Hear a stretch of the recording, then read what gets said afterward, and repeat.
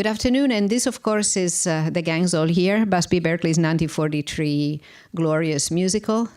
The screening is very important to me for various reasons. One is the print we have is a very unique print. It comes from the Harvard Film Archive, and it's an IB Technicolor print, and I won't even try to get close to what Mr. Scorsese was talking about last night about Technicolor and the three-color strip process. But it doesn't. There are only very few of this type of prints, and so they were very generous to give it to us. The reason why it's very important. This is important for me personally, is because this print used to belong to a close friend of mine who was a film collector. His name was Eric Spilker, and he passed away earlier in the summer. And film collectors are, for any curator, they are heroes, because these are private citizens that, for love and passion or just sheer oddity, collect film prints. And each of them are their passions. I mean, Mr. Scorsese has an enormous collection in 3 or 4 different archives in the U.S., and he's been very, very generous with it. He loans, he lends prints. Joe Dante is another famous collector, very specialized, more genre. His collection is at the Academy. Frank Henenlotter, horror director, has a horror collection. He would go near movie theaters that were closing and get the prints when they were throwing them away. Eric was a lover of Technicolor.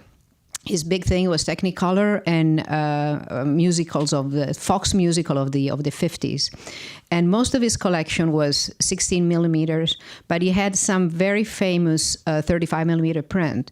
One is The Gang's All Here, and I'll get back to it in a minute. He had a famous Vertigo print that was used for all the major Vertigo restoration as a point of reference. And he had in 16 what apparently was Claire Gable's own copy of Gone with the Wind. And original Technicolor, I saw it, it was incredible.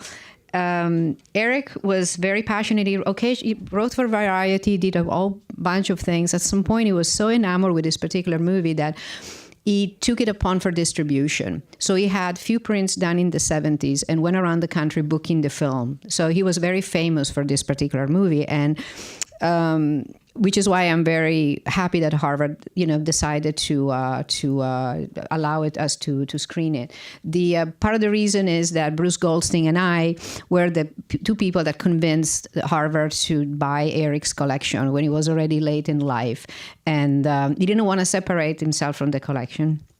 Eric was a very unique human being. I met him because I was doing a Technicolor series in Italy, and in fact, we originally met over the phone. And then I found out that he was living literally next door to me in the village after we started talking to each other. And to my real horror, I found out that he was also the neighbor that my husband at the time had a major altercation with. So for months, as I was negotiating the use of his Lola Montez prints for this Technicolor series I was doing in Italy, I avoided to tell him where I was leaving, and I was going out like this, and pretending and getting my husband not allowing to be out of the house. He didn't want to loan those prints. He was, at the time, this would have been the 90s, late 90s.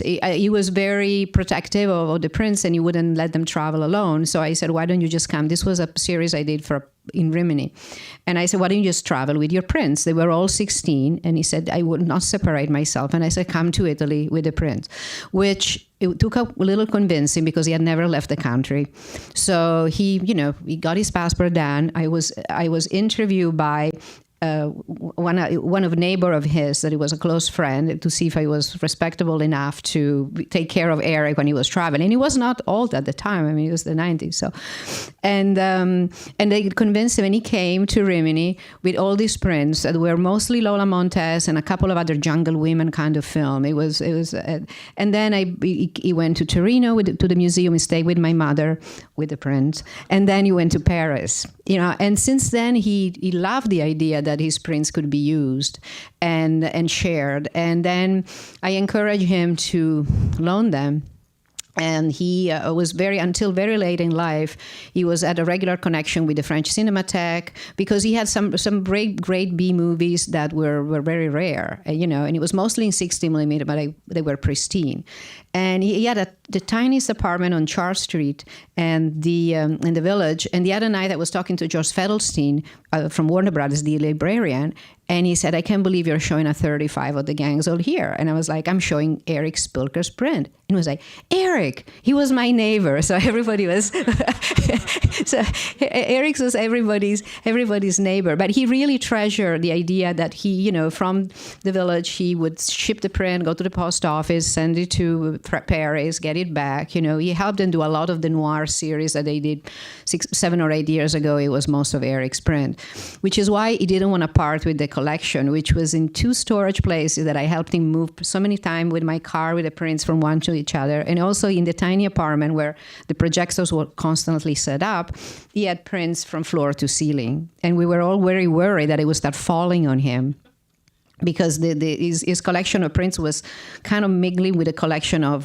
polo shirts. He had a thing for polo shirts. So anyway, so Bruce and I took Eric out for dinner one night, and with Hayden Guest as the chief curator of the Harvard Film Archive, and we had talked to, he was familiar, we had shared the list of Eric's film with Hayden before, and he was very interested. And so we assuaged him to give his collection to Harvard. And he said yes with the condition that if some eminent organization asks for my films, you would loan them. Because there is a tendency, and I understand that with among some of the archives, when you have something so precious, you just want to keep it. You don't want them to be ruined. But he really was, his way of being international, you know, and of having this all major organization going to him. It was very, very important. And so I know he loved this film, so I called the Harvard Film Archive. I said, "We want to do something for Eric." And they said, "Okay, we'll inspect the print." He had 2 left. This is the good one. It has scratches. As Sarah told me, we shouldn't even be projecting this print. She's an archivist mind, and but you know we should, because Eric would have loved for us to screen it. So. This is Busby Berkeley. There's not much to say about this film. It's totally serendipitous that we are doing it today, which is Veterans Day. I didn't think about it, and it's a film on the backdrop of the Second World War, which has that Berkeley inclination. You know, some essays have been written about the way his choreography were kind of a reflection of the New Deal because of all these girls moving together. You know, the geometric and the ballet used to show a country that was united and in the effort, you know, against to overcome the depression. It's Carmen Miranda. As Linda was saying before, he has no knack for story. You know, it's the musical numbers, but they are wonderful. It's very ironic, and it's about dancing and color, and so I hope you enjoy it.